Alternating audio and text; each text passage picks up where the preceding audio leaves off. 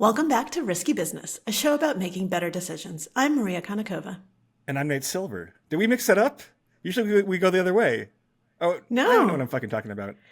See, okay, this is I'm a perfect confused. start to this segment. Nate, confused. welcome to Las Vegas, and Maria, welcome to Las Vegas. You and I Beautiful both Las got Vegas, Nevada. Is it beautiful, Las Vegas? fabulous The Las strip Vegas. is not beautiful. It's impressive. It's not. No, but Las Vegas is actually gorgeous.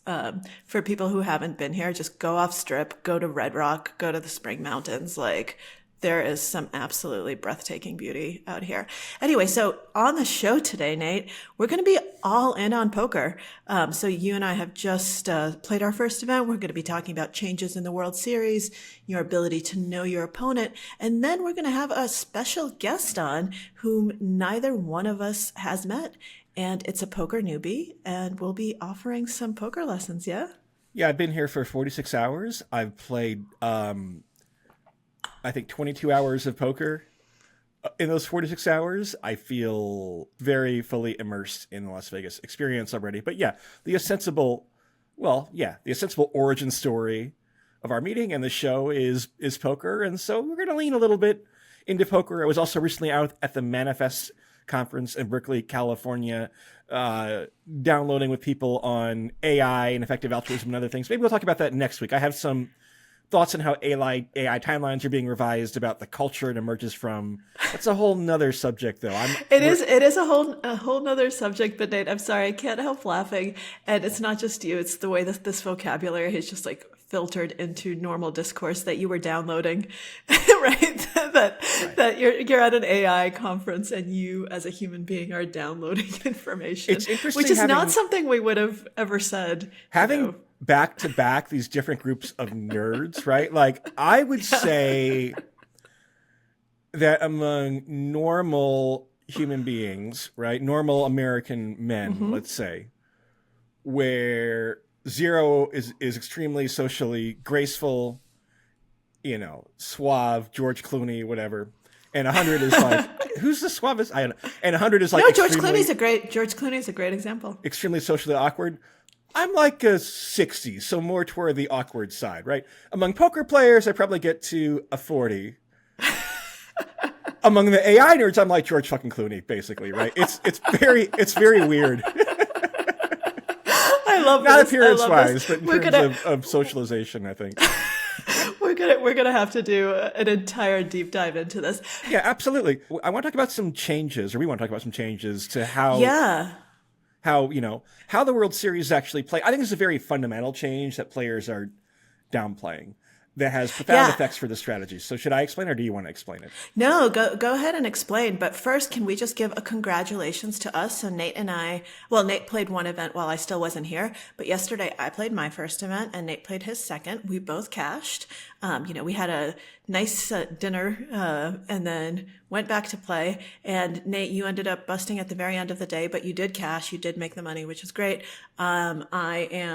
We're taping this on Tuesday. I'm about to restart day 2. I apologize to all our listeners and our viewers. I'm going to be caffeinating this entire time because I've gotten all of like 4 hours of sleep.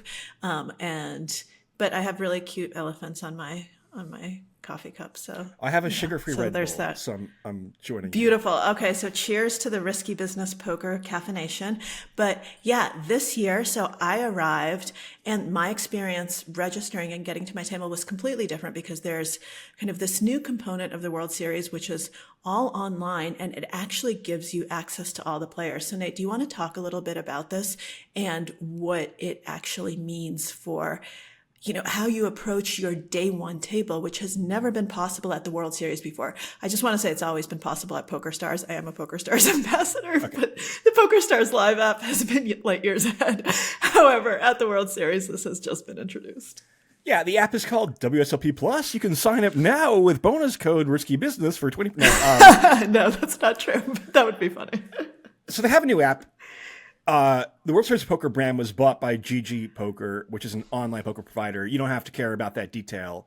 What's interesting is that it's de-anonymized poker in a way that I think is kind of radical, right? So you show up at your table, you're on the app. By the way, make sure your phone is charged fully. It's a big disadvantage to have your phone shut off, right? You can play, but you lose info. And you know the names of almost every player at the table. There's a weird loophole where you're kind of allowed to be quasi-anonymous, which maybe we'll talk about, maybe not, which I think is like unfair. But yeah, before you show up Wasn't there, I'm sorry, I just want to interject here with a bit of humor for our guests. I think one of the first final tables, there was some, I don't remember what his name was, but it was something like Big Balls 69. Yeah. Made the final table. It wasn't actually that, but like it was very, very close to that. And everyone was like, hey, WSOP, is this, what's going on? And he ended up making it to the top 3. He almost won a bracelet. And can you imagine 420 or something? Yeah, can you imagine Big Balls 69 winning his first World Series of Poker bracelet? Anyway, please continue. But for mostly it's real names. For 80 or 90% of the players, it'll say Maria Konnikova, and I can Google Maria Konnikova, right? Or look up her Hendon Mob. That's basically the database, if you're a baseball fan, the baseball reference of poker, where every cash you've ever had in a live tournament is contained there. Your bio, you can infer age and things. I mean, you can infer age in real life, right? But all of a sudden, you start out with a lot of information about people. And I find this quite radical, like I said, because from the start, I'll speak for myself, right? From the start, I'm thinking in terms of what are the flaws likely to be in this person's game, as opposed to starting out from a default where you're like, okay, I'm playing some game theory optimal style relative to like the population. You're like, okay, I know this type, let's take some prototypes, for example, right? One prototype is a guy, most poker players in the World Series are men, right? Who had a big cash in a World Series event a few years ago. You look at his results and they've been mediocre since then. And that might give you certain prototypes, right? Here's a guy who might be a little bit tilty potentially. At the same time, if you get deep in the tournament, it's not his first rodeo. That might matter to some degree, right? There are some older players who can play a little bit and just kind of look like generic old guys, right? If you just played against them, you might fold too much in the first couple of orbits. Typically, older players are less inclined to bluff by stereotype, at least, right? You're like, oh, this guy has like $4 million in lifetime tournament winnings, and he's still cashing regularly and probably pretty good and things like that. And so you're relying in some sense less on crude stereotypes and more on solid information. It's also an experience where, both Maria, you and I are public figures by like the slander libel definition, right? It removes some ambiguity and awkwardness about like, oh, do you know who I am or do I know who you are, right? As a person who's like slightly socially awkward, I'm like, oh, I think that's so. For example, the poker player Lexi Gavin, who is a terrific player, but I don't think I've met in person before, right? Friends of friends. She's like, oh, you're Nate. I'm like, oh, you're Lexi. Great to meet you, right? It's nice to have that instead of being like, are you, when you're in the middle of a poker hand. Yeah. So I think that, there's a really interesting shift that happens when you actually know who somebody is. So normally this is what you're, I think, implying, Nate, when you're talking about kind of the ability to adjust to who's at the table. So normally when you sit at the table, and this is always my advice when people ask me like, oh, how do you play? The beautiful thing about actually studying and knowing your GTO or game theory optimal way of playing is that you have a baseline, right? You have kind of this baseline that you play your solid poker game. And I always caution people, don't deviate based on too little information, because it's too easy. If someone's raising the first 10 hands at the table, you're like, oh my God, this person's a maniac. Well, maybe, but maybe they've just been getting, really good card distribution. That happens. Or if someone has folded, they might not be a nit. There might be other things going on. And so I always say, don't over adjust immediately, and make sure that you're adjusting based on solid data, because it's so easy. So Nate, you actually bring up one of those there are poker stereotypes, and one of them is that, the nitty old guy who never bluffs. So one of the stereotypes is like that there's an older guy. Then you also have like, I've made this mistake when you have like the really jacked dudes who look like they're on steroids, the big necks, tattoos. I'm like, well, you're going to be super aggressive, right? Yeah. That's not always the case. Like sometimes they're actually really tight players. Like normally what our brain does, like from the psychology standpoint, is it stereotypes based on how people look. Like that's the first thing. That's the first available information that we have. People do it to me all the time because I'm a female, right? Like that's the most striking thing about me because, Nate, as you say, most players are male at the World Series in any given event. Fewer than, it's under 10% in most events, under 5 in some events. It's tiny percentages of females. So that's something that really stands out about me. What this does is it actually allows you to use real data and real information as opposed to cognitive biases and cognitive shortcuts, some of which can be meaningful, but most of which are just noise. And yet our brain doesn't process them as noise. We're like, oh, I've met this kind of person all the time. Yeah, but you haven't met this person, right? And they might just remind you of someone incorrectly. And so when you have the name, if you're not lazy, and by the way, a lot of people are lazy. Oh yeah, no, if you're not lazy, and you shouldn't be lazy, if you're listening to this, well, actually, excuse me, if you're playing at my table, please go ahead and keep being lazy. But if you're not at my table, don't be lazy. Like take the 5 minutes that it takes to look up these people because their lifetime earnings matter, how they're doing recently. So if you understand the psychology of this, like, oh, did this person just have a huge score, right? Like they're going to be playing very, very differently from someone who's made a lot of money, but their last big score was 10 years ago, right? How has this person been playing this World Series? Have they cashed every event or have they had 0 cashes? That, by the way, is information you can see in the app. They will tell you how you've been doing during this 2025 World Series of Poker. So there's so much valuable information that is actual data. And then, Nate, as you were talking, then you can start adjusting, right? Because I think that the World Series of Poker is actually somewhere where exploitative poker is much more meaningful than just like being absolutely game theory optimal. And what that means is that you want to start adjusting your strategy. This is such good advice, by the way, for just life in general, right? You should have a baseline way of behaving and acting and negotiating and making decisions. But then when you get into situations where like you're at a table of fish, you're going to adjust. Yeah, look, I actually kind of have become more critical of like a lot of poker content on the web, right? Especially the more expensive content that you pay more for. And I'm friends with some of the content creators.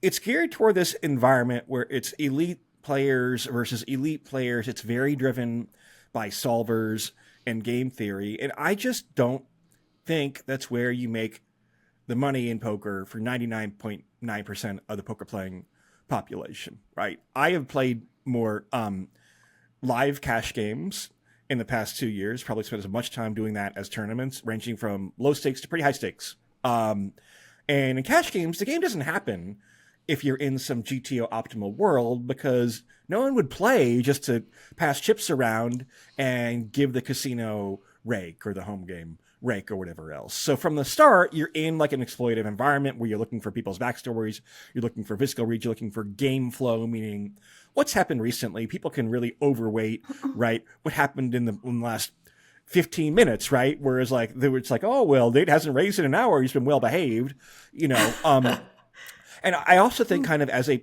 person who's now 47 years old, like I think my comparative strengths are actually in soft skills in poker. You might think that like Nate's a math guy, right? Well, all these people are math nerds, or not all of them, but many of them, right?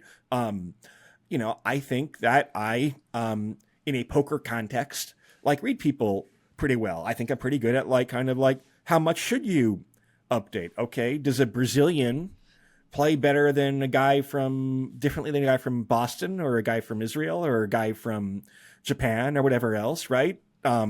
The stereotype's not worth nothing. Let's be honest, right? If you're trying to play poker, you have to like take any information you can, but it's worth not very much. And how much are you adjusting to that? How much are you typecasting people?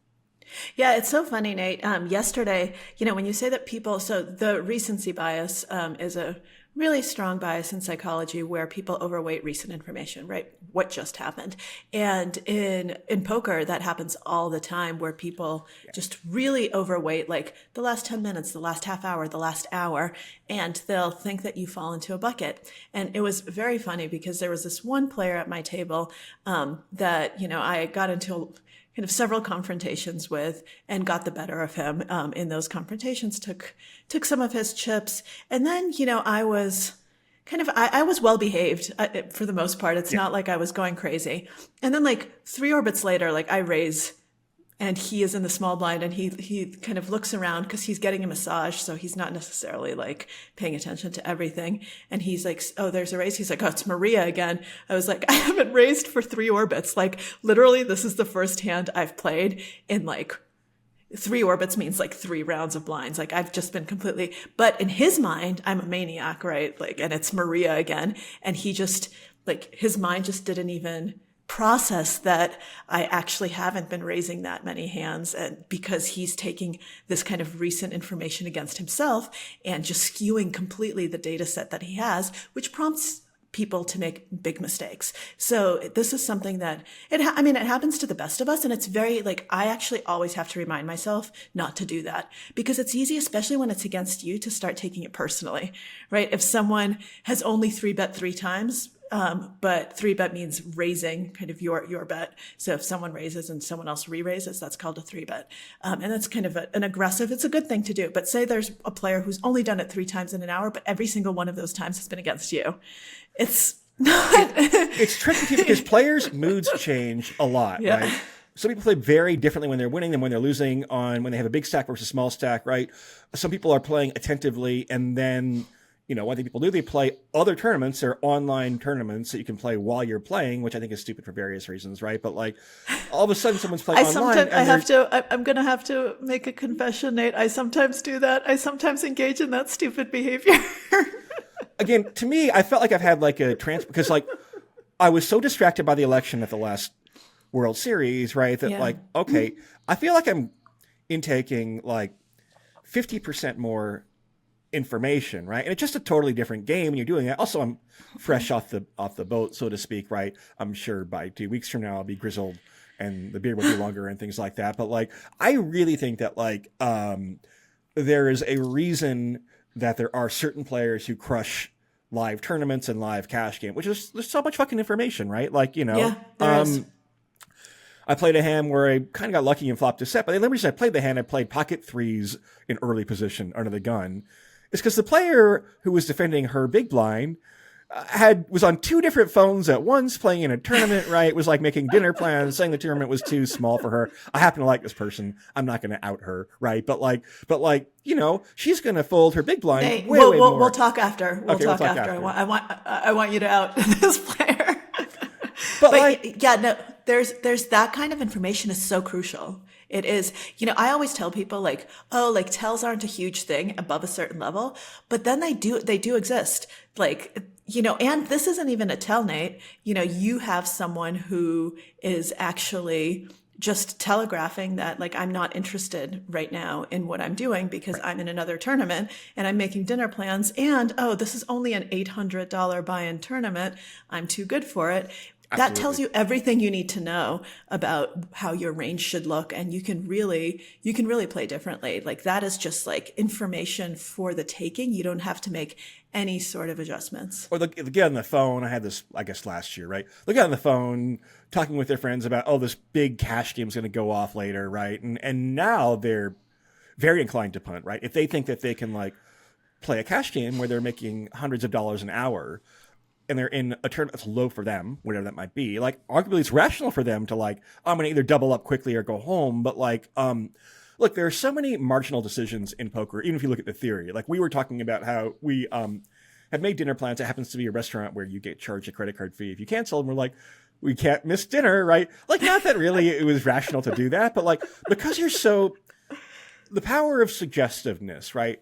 Again, at game theory, many decisions are mixed strategies. You're indifferent between raising and calling, folding and calling, folding and raising, etc. So mentality matters a lot. I don't know. I'm becoming kind of like an anti-GTO guy, I think. Or you have to know like the right or if you know the right exploit for. So, like, for example, you're talking before, Maria. Let's say you don't have a lot of ability to get people to fold, because you believe that their image of you is incorrect or they're angry, right?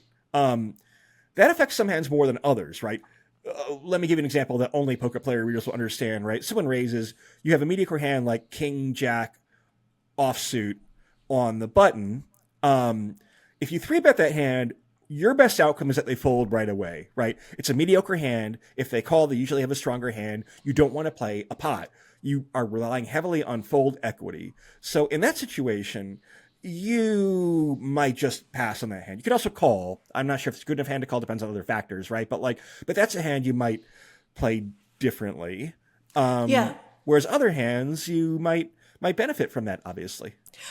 So I think that the moral of the story when it comes to kind of this new capability on the WSOP app is it's giving you real actionable data with which to make decisions and help make your decisions more tailored to this specific environment, which is really important, right? Like there's a way of quote unquote making good decisions in a vacuum, but you're never making decisions in a vacuum. And one of the things I always say is you're not making decisions in a vacuum. So how do you use data to accurately evaluate the situation in which you find yourself? And this is such a great tool for doing that. So don't be lazy, actually use it and then adjust accordingly. It really makes it clear you are going to play better if you do more work at the table. It's less fun when you get there. You get switch tables.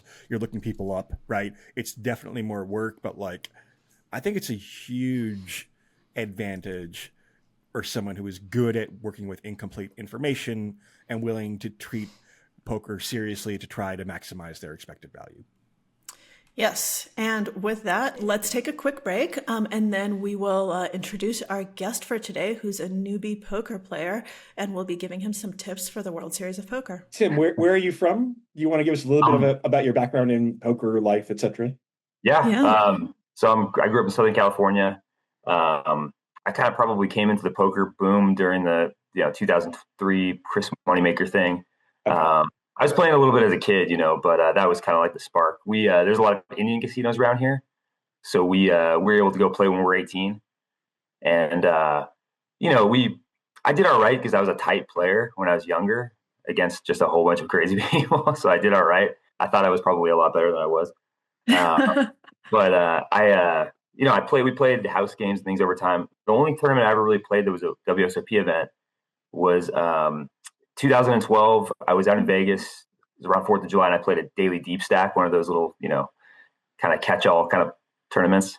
And I went pretty deep. I actually had a pretty bad cooler to get out of the tournament, but I finished in 50th, and I was like, maybe I'm better than I think. Maybe I can do it. Yeah. And so, but I never really played much after, hardly, just here and there.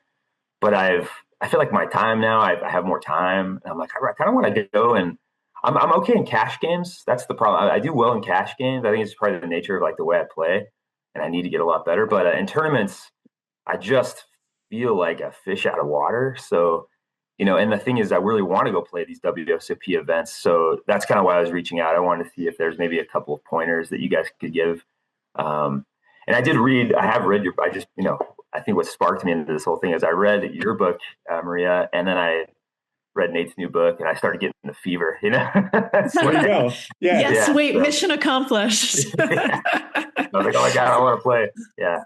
So Tim, you mentioned that you were that you did decently well when you just started because you were a tighter player. Do you feel like that's kind of still the case? Are you someone who kind of errs on the side of being a tighter player in your cash games? And also, I think this question is relevant for Nate, who plays cash. I don't really play cash, so he'll be able to kind of read a little bit more into this. But can you tell us also a little bit about the cash games that you're used to playing? Like, do you play, in a low stakes home game? Like, what's the environment that you'll be coming to the World Series from? So those are two questions, but I think they're both important.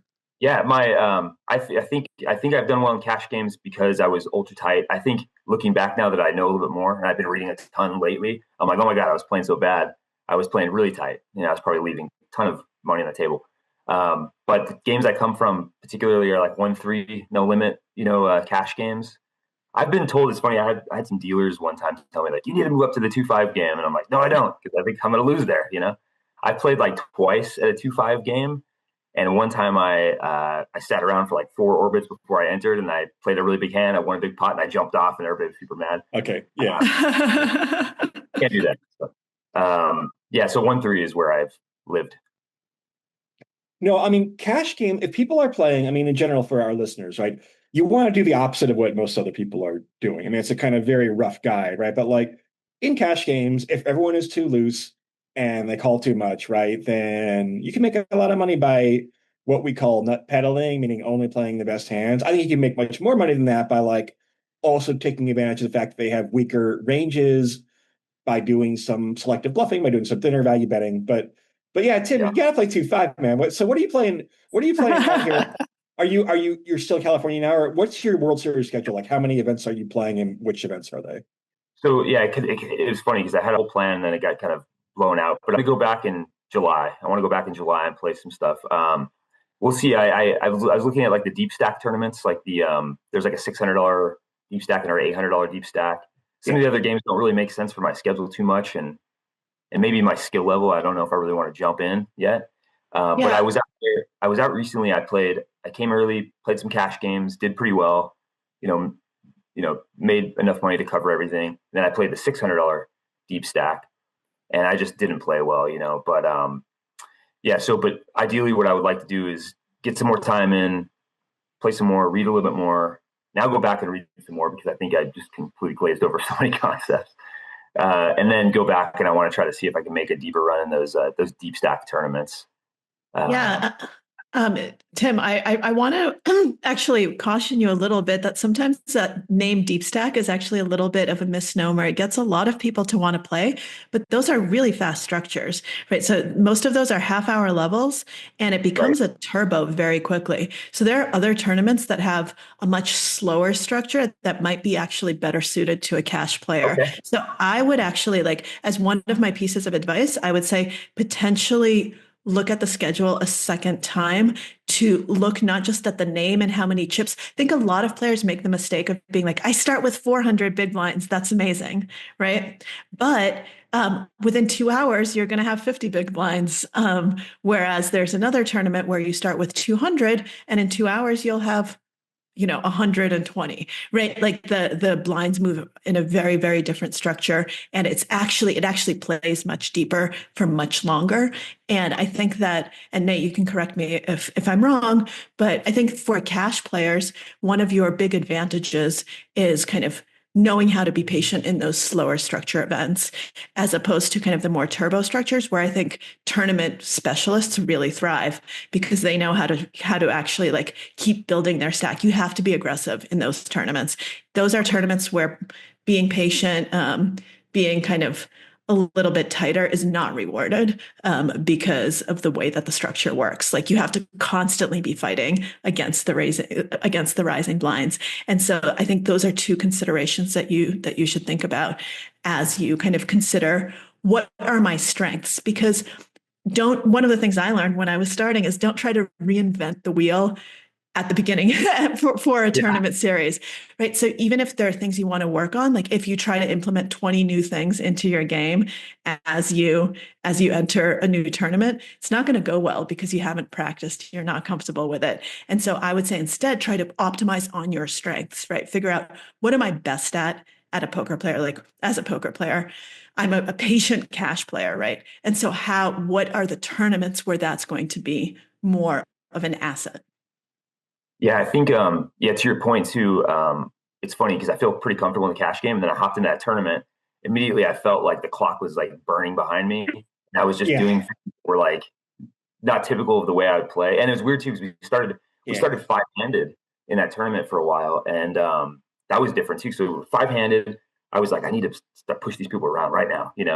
And I was just getting caught. I was getting caught with I was in hands where just I just had bluffs, and I was getting in these spots. I'm like, what am I doing? And I was so uncomfortable. And I think that was the reason why. So that's a good point. I'm going to look back at the structures and see. I'll take a little bit of a deeper dive into some better tournaments for sure.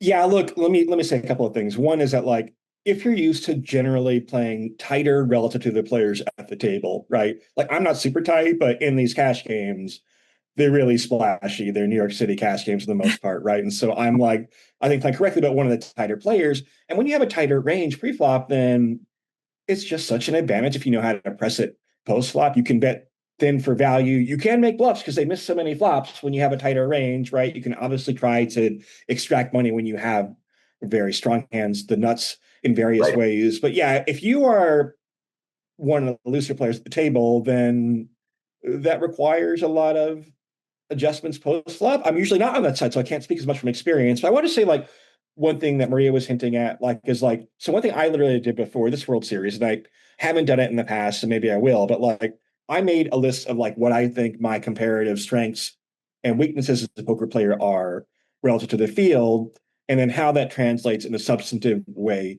in terms of strategy, right? Because there are mistakes players make. There are certain mistakes that I can really take advantage of, and others that like I'm less comfortable with, right? So like, so looking for opportunities, I think like, it's like some people say you should not cram for a test the day before the test, right? It's probably too late. I think you can just have like, it's almost like a fucking like chat GPT or something where you like give it like a system prompt that it keeps in the back of its Except head. not Like, ChatGPT. yeah. Well, no, but you're trying to think about like, what are my big overriding objectives here, right? The kind of mantras that you repeat to yourself, because I find those can be quite powerful. But Tim, what do you want to achieve? So why are you playing? Why are you coming back in July? Why are you out here before? Why are you playing the World Series? I think I know I could go deep. Maybe I'm a little too presumptuous, but I think I could go deep in the tournament, and it would just be fun to get there. Because it's like I feel like when I play cash games, and maybe this is part of my delusion, is that I feel like I'm like, okay, I'm better than these players pretty much all the time. I play these lower limit cash games, and I'm feeling like it's probably not a lot of difference between the type of player that are in these deep stack events and these cash games. But it's just to prove to myself I could go a little deeper. But I think I got into this situation where, like you're saying, I think your point is really good, because what I did was I read a bunch of poker books, some advanced strategy books, reading stuff on solvers, and I just info dumped so hard into my head. I was thinking about so many things, and I think I've already been thinking. I just need to boil it down to like just two strategies I'm going to look at, and I think, Yeah. and I was looking at just like fold equity calculators and that was really helpful for me, because now I feel like I know exactly where I am in certain spots against certain ranges, and that was something that I hadn't really even looked at before. A lot of the solver stuff, I think it's going to take a minute for me to kind of Sure. absorb all of that. But yeah, I feel like the thing is that I feel like there's not so much that I need to do. I don't need to jump these big leaps in understanding. I just need to kind of get really, like Nate was saying, get really sharp at the things I know that I could do better at, and then incorporate it there. Yeah, no, I mean, I think that should be kind of your number one focus, is to just like focus on a few things for the next few weeks before you come out here. But one thing that you said kind of jumped out at me, and I think so one of the most important things is mental game, right? And is trying to kind of remain present and be able to execute the strategy that you've already thought about and not melt down when it comes down to it. And one of the things you said kind of, you felt like the clock was kind of burning out, right? That was burning behind you. And that's a really common feeling. And I've experienced it too. I think we all have. And it makes you, if you're feeling like you're kind of making decisions with like this ticking time bomb, right? Like this red countdown behind you, you're not going to be thinking as clearly, and you're going to be making poor choices. And so what I would also say is, yes, obviously like focus on a few things like strategy, like I'm going to be, three betting more. I'm going to be doing this. I'm going to be doing that. But also take some time to like think about the mental game execution and be like, okay, you know what? I am just going to constantly like be focused on how many big blinds I have relative to the table, how my table only is playing, and how I can kind of be a good presence here. And I'm not going to worry about the clock and the chip average and all of these external things that are going on. I'm going to just kind of remain focused on what's going on here at my table. And there's never a need to panic. As soon as you start panicking, that's when you start making mistakes. And so I think just focusing on that and trying to make sure that you're not the player panicking, but that you're taking advantage of the players panicking will go a long way, so that you feel Yeah, more comfortable. Yeah. I think one thing you can do too is do some degree of picking your targets, right? The players that you're much better than in a 1-3 or 2-5 game, right? Like, there are going to be a lot of them at the table, and they're usually pretty identifiable. Maria and I were just talking about the WSOP app. We can see their names now, and like, but if you're playing as someone who's a little trickier or less known, maybe someone from a different country, different environment, and things like that. I mean, then you might want to be a little bit more careful. I still think doing your best Tim is going to be better than doing like your C plus impression of solver play, unless you've taken more time to studying it, right? And then if you are making a deep run, I mean, it's tough. Poker's a tough game, right? Probably some degree of tightening up is correct. I mean, if I were you, I'd be like trying to build a big stack, enter early, try to build a big stack, be yourself. You can make some feel and read different plays if you want, and targeting weaker opponents, right? To build a big stack so you can maybe be a little bit more tight as you approach the money, which you're supposed to be anyway, right? And maybe you'll even have here at the same table some reputation from having been more aggressive and made some plays later on. And because later on in a tournament, you want fold equity, right? You really want people not to get into coin flips with you when you're trying to make the money and run deep and stuff. I mean, that'd be my quick high level diagnosis, I guess. Yeah, I think that the one thing that Nate said that I would just reiterate as like your mantra is be myself, right? Be Tim, like play your game and don't let anyone else don't let anyone else kind of shape how you think you're supposed to play. I had a major breakthrough because I was always like, when I started out, I was a little too tight. And, people were like, you have to be super aggressive, blah, blah, blah. And I tried being like super aggressive, and that's not me, right? And it didn't work for me. And my bluffs didn't work either because it was just so counter to my style as a poker player, to my personality. And so something that works for Michael Adamo, for instance, someone or an Adrian Mateos, like two very aggressive players, isn't going to work for me, right? Because that is just not me. And so once I figured out, okay, I am much more aggressive now than I used to be, but I'm doing it in a way that feels natural to me, right? And that actually works for me. And I don't take the spots that, that Adrian Mateos will take, God bless him, let him take those spots. Yeah. Like I'm not going to try to out Adrian.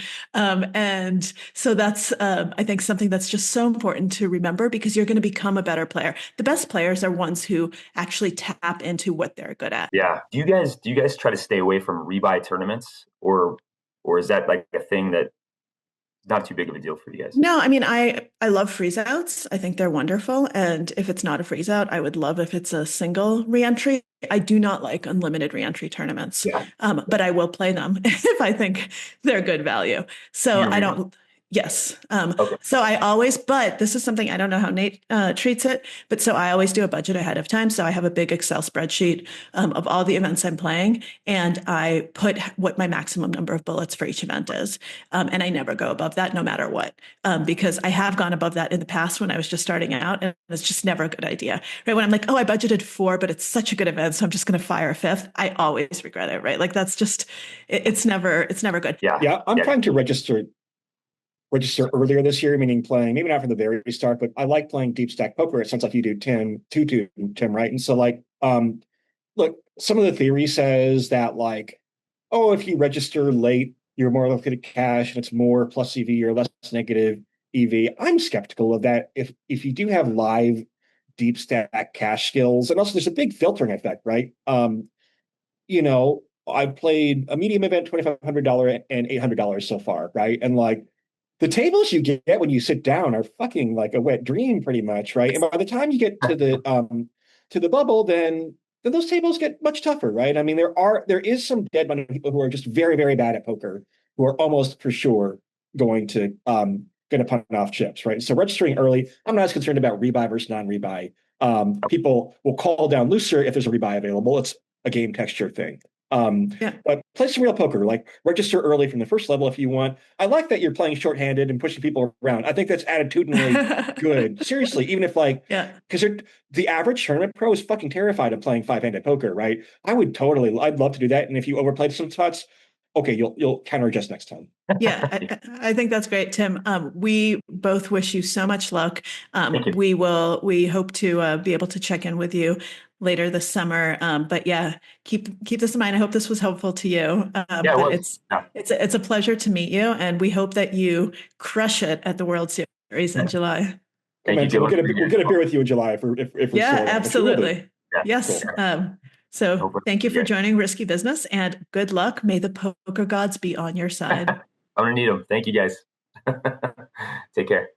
So let's take a break, Nate, and then talk a little bit about our conversation with Tim and kind of what our takeaways are in general for poker players and for ourselves. I think it's very hard to like put yourselves in the shoes of somebody who's less experienced than you in a domain that you know pretty well, right? I mean, famously, like the skill set for like being an effective practitioner and being an effective coach, an effective manager, these are like quite different skill sets and everything from like Yeah. sports to management consulting to poker and so forth, right? Yeah. I mean, big props to Tim for putting himself out there. A lot of people don't want to put themselves in that spot. And for me, it's funny because I do remember, because I was writing a book about it as I was learning how to play poker, I do remember kind of being in that mind frame of and having all of these overwhelming stimuli. And I think that it's really useful to actually remember what that feels like, because something that I talk about where people are like, what the hell are you talking about? I'm like, poker makes you a much more empathetic person. And people are like, what, like poker's poker empathy? I was like, no, because you need to learn how to actually really take the perspective of other people at the table. And so I think it was really cool for me to actually hear Tim's thoughts, because and this is in no way, like, this is a good thing. Like, there are lots of Tims at the table who are, who want to take a shot at the World Series, who do well in their local cash games, who get there. They're thinking about it differently than you are, Nate, or than I am. And that's just really good to keep in mind. It's good to remember that there are all of these all of these different mindsets. And to me, it was really helpful to kind of put myself in Tim's shoes for a little bit and remind myself what it felt like the first time I was out in Las Vegas. But Nate, I'm actually kind of curious, because for me, it was much more recent, right? Like, I definitely remember my first WSOP. When was yours? And do you actually remember kind of your memories of your first trip and your first World Series of Poker tournament? So when I played professionally as my main source of income from like roughly 2004 to 2006, I played limit hold'em.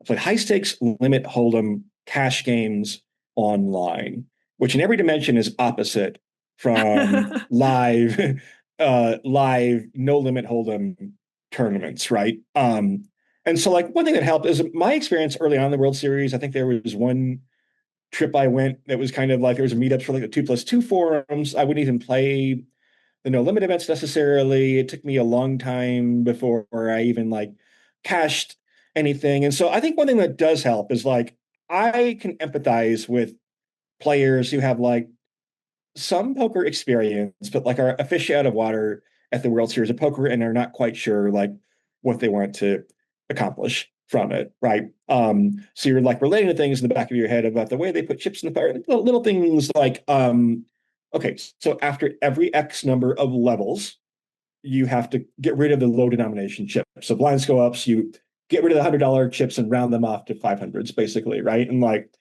boy, if somebody's really unfamiliar with that process, that's actually probably 0 times ever reached that stage of a live tournament before. And having not been I was good at poker, I was not good at live tournament poker, right?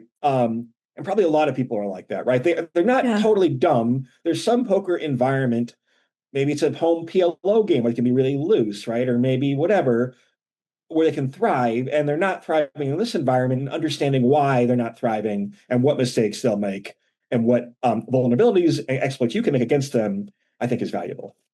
Yeah, I think that's cool. I think that's really good advice. And it's fun to think of little Nate at the World Series, having not really played that much live I, before. By the way, it's easy to tell, like it's easy to spot the online pros because often, like sometimes I've seen some of the best ones, like their first forays into the live tournament scene, they are much more expressive than than they should be, right? Especially streamers who are used to kind of conveying a lot of information. I was like, "Ooh, you're kind of a tell box." Then they can get used yeah, to it. They get over it. But it is funny to see that transition. Nate, you have definitely transitioned to a live player. Congratulations. I remember my first Vegas non-World Series trip better, right? I remember having a lot of vodka Red Bulls, playing probably pretty high stakes limit games at the Bellagio and staying up all night, right? And like, yeah. For PSA for people listening, do not have vodka Red Bulls while you're playing poker They tournaments. kind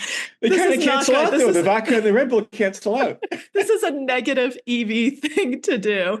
Um, I don't drink while I'm playing poker. Some people like to, and then there's something referred to as the beer level late in the night where people like to order beers. I don't drink beer, but just try not to. Nate, you and I had a glass of wine over dinner yesterday, and I often do that. I like to, that can be nice, but try to be present at the Let poker me give you table the and second. not with a vodka Red Bull. You know when a good time to have a beer is when When's a you're good on time this to have a beer? very long bubble. So before Yes. when you're waiting forever for other tables to break, right? Having a beer might make you a little more relaxed and patient. People react different physiologically. I believe it's not necessarily a bad time to have a beer. That is good advice. And on that note, Nate, I have to leave you to play day two. We're Tuesday, June 10th. I'm about to hop into my first day two of the World Series. And I need to get my ass over there without Red Bull. But I did have some caffeine while we were taping this episode. So hopefully that will help. And yeah, best of luck to Tim and best of luck to you and I, Nate, to the two of us. Let's both do well today. And on that note, I hope everyone has enjoyed this episode, and I am going to head to the lovely Horseshoe Casino.